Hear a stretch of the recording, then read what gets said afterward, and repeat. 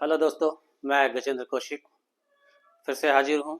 आपका पुराना चैप्टर जो चल रहा था, यानी कि इससे पहला जो वीडियो था जिसमें हम स्टडी कर रहे थे वाटर करेंट्स को, यानी कि औसनिक वाटर करेंट्स को। हमारा चैप्टर का नाम क्या है? औसनिक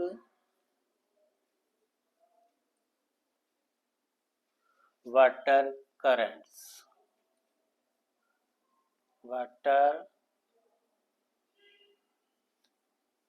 करेंट्स। तो हम लोगों ने अटलांटिक महासागर की जलधाराएं पढ़ ली थी। अटलांटिक महासागर की सारी जलधाराएं आपकी हो गई थी, और इतने में से ही आना, इतने में से क्या, इससे ज्यादा है ही नहीं, ऐसा समझ के चले। तो आज हम ये सोचे हैं कि अटलांटिक महासागर की हो गई हैं, इसके बाद प्रशांत महासागर यानी कि पैसिफिक ओशन, उसके बाद इंडियन ओशन। तो आपके पूरे वर्ल्ड की ओशनिक वाटर करेंट्स कंप्लीट हो जाएंगी। तो आज हम शुरू करते हैं पैसिफिक ओशन की वाटर करंट, यानी कि प्रशांत महासागर की जलधाराएं। आइए देखते हैं। लेकिन इसके लिए हमें फिर से मैप बनाना होगा, और जो हम लोगों ने पिछले बार भी जैसा किया था कि रेड कलर से जो रहेंगी वो होंगी वार्म वाटर करंट, और ब्लू कलर से जो होंगी, जिन्हें हम ब्लू कलर से देख रहे होंगे, वो होंगी कोल्ड वाटर करंट। देखिए, बहुत ध्यान से समझेंगे। मैं फिर बार बार कहना नहीं चाहता हूँ कि हम इसे बिना रटे तैयार कर लेंगे, ऐसा तो मैंने लिखा भी है। लेकिन सच्चाई है, अगर आप कंसेप्ट आपको क्लियर होगा तो सारा कुछ क्लियर हो जाएगा। तो आइए पहले देखते हैं हम लोग मैप। मैप के बिना नहीं पढ़ा जा सकता। तो मैप में हमें पहले पैसिफिक ओशन ही बनाना होगा, प्रशांत महासागर ही बनाना होगा। और प्रशांत महासागर बनाने का मतलब है कि हमें नॉर्थ अमेरिका शुरू करना है, और ये हम शुरू कर चुके हैं, ये हडसन की खाड़ी होते हुए। और हालांकि आज इधर के मैप की हमें ज़रूरत नहीं होगी, लेकिन फिर भी चलिए थोड़ा सा बना लेते हैं। और आप लोग भी मैप बनाने की थोड़ी सी प्रैक्टिस करें। मैंने पिछले वीडियो में भी ये बात कही थी। तो ये नॉर्थ अमेरिका, और इधर ही ये लगा हुआ है साउथ अमेरिका।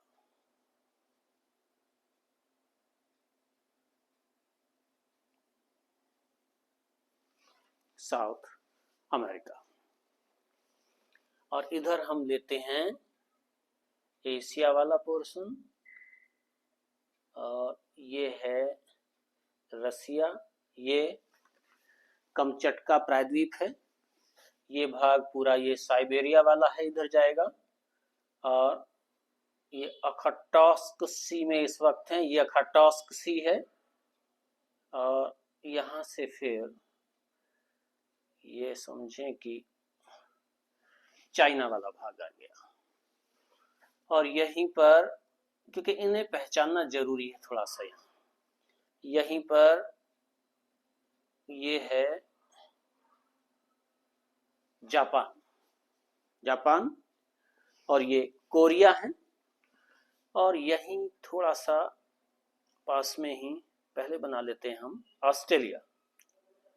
पहले हम ऑस्ट्रेलिया का मैप बना लेते हैं। ऑस्ट्रेलिया का मतलब कुछ यहाँ समझे।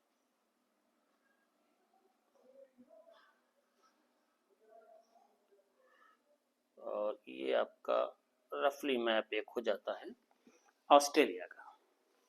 और यहीं से ट्रॉपिक ऑफ ये जाएगी इक्वेटर लाइन। मैं फिर से रिपीट कर रहा हूं, इक्वेटर लाइन साउथ अमेरिका से होकर के पास होगी। और यहाँ थोड़ा सा ऊपर ये कुछ और भी द्वीप हैं, जैसे कि फिलीपींस, और यहाँ ये एक है पापुआ न्यू गिनी।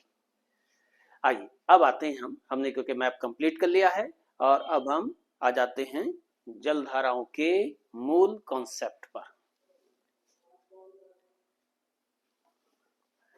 ये यहां से जा रही है इक्वेटर लाइन। तो जैसा कि अटलांटिक महासागर में भी हुआ था कि अटलांटिक में भी इक्वेटोरियल वाटर करंट चली थी, ऐसे ही इंडियन ओशन में भी चलेगी, और यहाँ भी इक्वेटोरियल वाटर करंट जो पैसिफिक की है वो भी ईस्ट टू वेस्ट ही चलेगी दोस्तों, क्योंकि मैंने वहां भी बताया था कि पूरे वर्ल्ड में इक्वेटोरियल वाटर करंट सदा ईस्ट टू वेस्ट ही चलेगी, और ये ईस्ट टू वेस्ट ही चल रही है। ये यहाँ भी ईस्ट टू वेस्ट ही चल रही है, और ईस्ट टू वेस्ट चलते हुए आप लोग देखेंगे कि यहाँ आइलैंड्स सामने आ रहे हैं। तो आइलैंड्स आएंगे तो ये वाटर करंट इनसे जरूर टकराएगी, और टकराएगी तो कुछ पानी ऐसे घूम जाएगा, कुछ पानी ऐसे घूम करके आगे निकल गया। और ऐसा ही नहीं है कि पूरा ही पानी घूम जाएगा, कुछ यहां से भी एंटर होकर के चला जाएगा, कुछ पानी यहाँ टकराएगा और ऑस्ट्रेलिया के ईस्ट में ऐसे घूम जाएगा, और यही पानी आगे तक चला जाएगा और अलास्का के तट पर भी पहुंच रहा होगा, अलास्का के तट पर भी पहुंच रहा होगा। अब देखिए कितना इजी है। जो इक्वेटर पर है इक्वेटोरियल वाटर करंट पैसिफिक की है, तो इक्वेटोरियल पैसिफिक वाटर करंट, और अगर नॉर्थ में है तो नॉर्थ लगा देंगे, साउथ है तो साउथ लगा देंगे, यानी कि नॉर्दर्न हेमिस्फीयर में है तो नॉर्दर्न एन लिख देंगे, और सदर्न हेमिस्फीयर की है तो साउथ लिख देंगे। लेकिन जब ये पानी, यहां थोड़ा समझेंगे, जब ये पानी जापान के पूर्वी तट पर चल रहा होगा तो इस जलधारा का नाम यहां क्यूरोसियो, बहुत बार की पूछी हुई है, क्यूरोसियो। कहां? ये वाली, ये पूरी जलधारा, ये क्यूरोसियो के नाम से जानी जाएगी। लेकिन इसी का पानी, अच्छा पानी कहां से आ रहा? इक्वेटोरियल वाटर करंट का, यानी कि वार्म वाटर यहां आ रहा है। इधर वाली जो वाटर करंट रहेगी जो जापान सी में चल रही है, जो जापान सी में आ गया है पानी, लेकिन पानी कहां का? इक्वेटर का ही है। इसे कहते हैं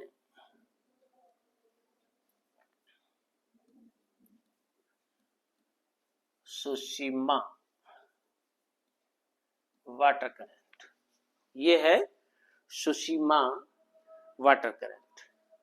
तो ये जो अलास्का, ये है अलास्का, अलास्का के तट पर जो वाटर पहुंच रहा होगा इसे कहेंगे अलास्का वाटर करंट। बोलिए, कोई डिफिकल्ट है ही नहीं। ऐसे ही हम सदर्न हेमिस्फीयर में आ जाएं। ऑस्ट्रेलिया के पूर्वी तट पर जो जलधारा चलेगी उसे क्या कहेंगे? East Australian, east Australian water current. मैंने शॉर्ट में लिख दिया, थोड़ा जगह ज्यादा ना गिरे। तो ईस्ट ऑस्ट्रेलियन वाटर करंट। अब ये बिल्कुल रटने की जरूरत है ही नहीं कि ये वार्म होगी कि कोल्ड होगी, वाटर आ कहां से रहा? इक्वेटोरियल वाटर ही है। आप जितनी भी अब तक मैंने वाटर करंट्स बनाई हैं सभी के लिए वाटर का सोर्स इक्वेटोरियल वाटर ही है, इसलिए सारी सारी ये जो वाटर करंट्स होंगी वो अपने आप में वार्म होंगी। अब पैसिफिक ओशन की ही कोल्ड वाटर करंट्स को भी थोड़ा सा हम लोग देख लेते हैं। इसके लिए हमें थोड़ा सा मैं यहां शो कर दे रहा हूं, क्योंकि मैं ऐसे बताता हूं तो शायद आप लोग समझ पाते हैं उस बात को कि नहीं। यहां सब ट्रॉपिकल हाई प्रेशर बेल्ट है। आइए थोड़ा सा मैं उस पर फोकस कर दे रहा हूं जिससे कि आप लोगों को क्लियरली समझ में आए।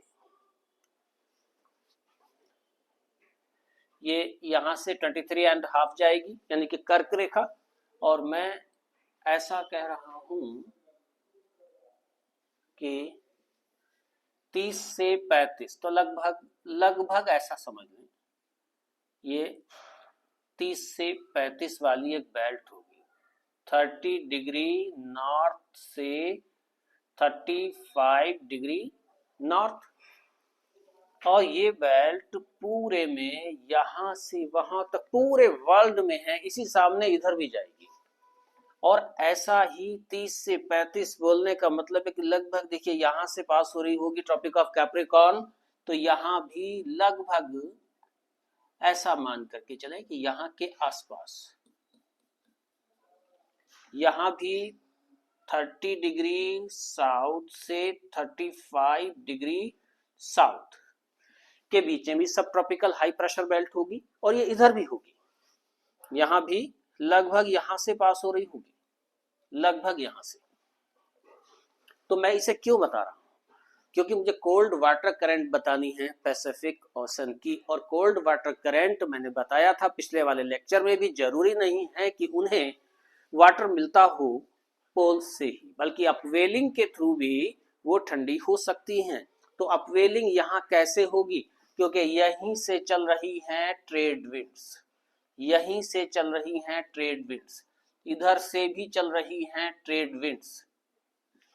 देखिए ये आगे तक आएंगे, यहां तक लगभग इधर तक मैंने बनाई नहीं जानबूझ करके, क्योंकि यहां मुझे वाटर करंट दिखाना है। तो इनके फ्रिक्शन से ऊपर का पानी हटेगा, हटेगा मतलब इक्वेटर की तरफ आ रहा होगा, और पानी इक्वेटर की तरफ आएगा तो वाटर करंट यहां चलेगी, जो अपने आप में कैसी होगी, नेचर वाइज ठंडी होगी। और यहां भी इनके फ्रिक्शन से, यहां देखिए दो फैक्टर काम कर रहे होंगे, यहां से सदर्न ड्रिफ्ट भी चल रहा है, जो पिछले लेक्चर में हमने क्लियर किया है। सदर्न ड्रिफ्ट यानी कि दक्षिणी प्रवाह भी चल रहा है, जो वेस्टर्लीज के फ्रिक्शन से है, तेज पानी चलता है। तो इसका कुछ पानी यहां भी टकराएगा, जिससे यहां फाकलैंड जलधारा बनी थी। आप पिछले वाले वीडियो को थोड़ा सा देख लेंगे, वहां उसे हम रिपीट नहीं कर रहे हैं वरना बिना मतलब टाइम खर्च होगा ये। तो फाकलैंड बनी थी किससे, इसी के पानी के इधर मुड़ने से। कुछ पानी इसका भी घूमता है, लेकिन यहाँ फ्रिक्शन भी होता है बाई ट्रेड विंड्स, और फ्रिक्शन होगा फिर से नीचे से पानी आएगा, और नीचे से पानी आना मतलब अपवेलिंग हुई, अपवेलिंग हुई तो यहाँ भी एक जलधारा चल रही होगी। कलर हम, हाँ ठीक है, यहां भी एक जलधारा इस डायरेक्शन में चल रही होगी। तो पहले नाम इनके लिख लेते हैं हम लोग, क्या क्या नाम होंगे। तो पहले इस प्लेस का ही नाम देख लें, ये कौन सा भाग है, कैलिफोर्निया। तो वाटर करंट भी जो कैलिफोर्निया के तट पर चल रही है उसका नाम भी इसी के नाम पर होगा। और इधर हम बात करते हैं तो ये वाला भाग जो कंट्री है ये है पेरू, मैंने पी बना दिया बस, ये है पेरू। तो पेरू के तट पर चलने वाली जलधारा का नाम पेरुवियन जलधारा, या इसी का नाम हो जाएगा हम्बोल्ट। मैं इधर लिख दे रहा हूं हम्बोल्ट, स्पेलिंग यही है, हम्बोल्ट जो ज्योग्राफर हुए हैं उन्हीं के नाम पर है। तो हम्बोल्ट जलधारा कहां चल रही है, पेरू के तट पर चल रही है।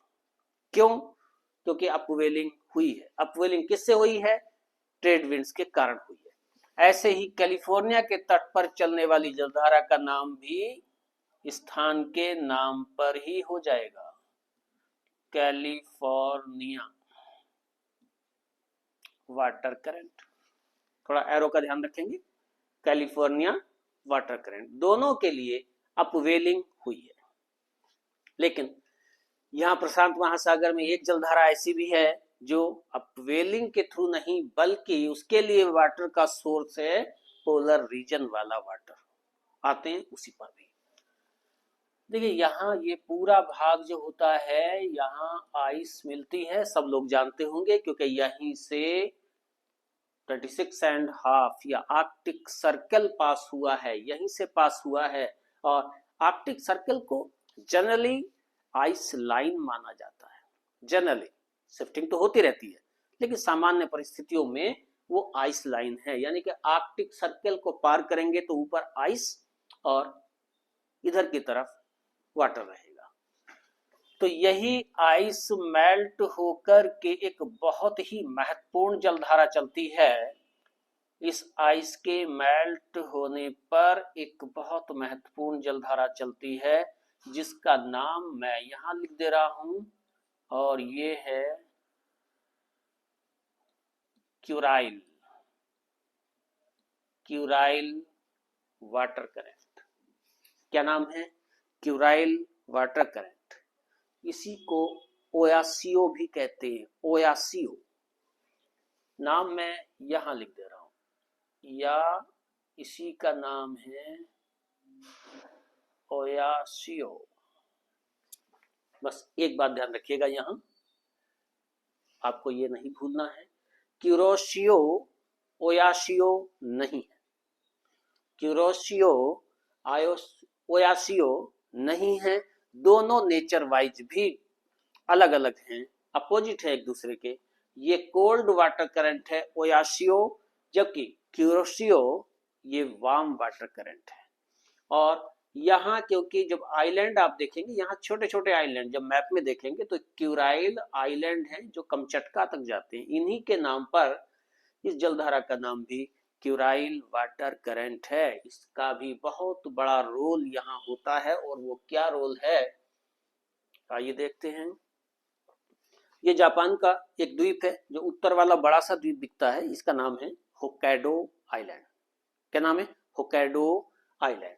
होक्काइडो के पास गर्म और ठंडा पानी दोनों मिक्स हो रहे होते हैं, और पिछले वाले वीडियो में भी हमने ये देखा था कि गर्म और ठंडे पानी जहां मिक्स हो रहे होते हैं, यहाँ फाइटोप्लैंक्टन्स के लिए आदर्श दशाएं हो जाती हैं।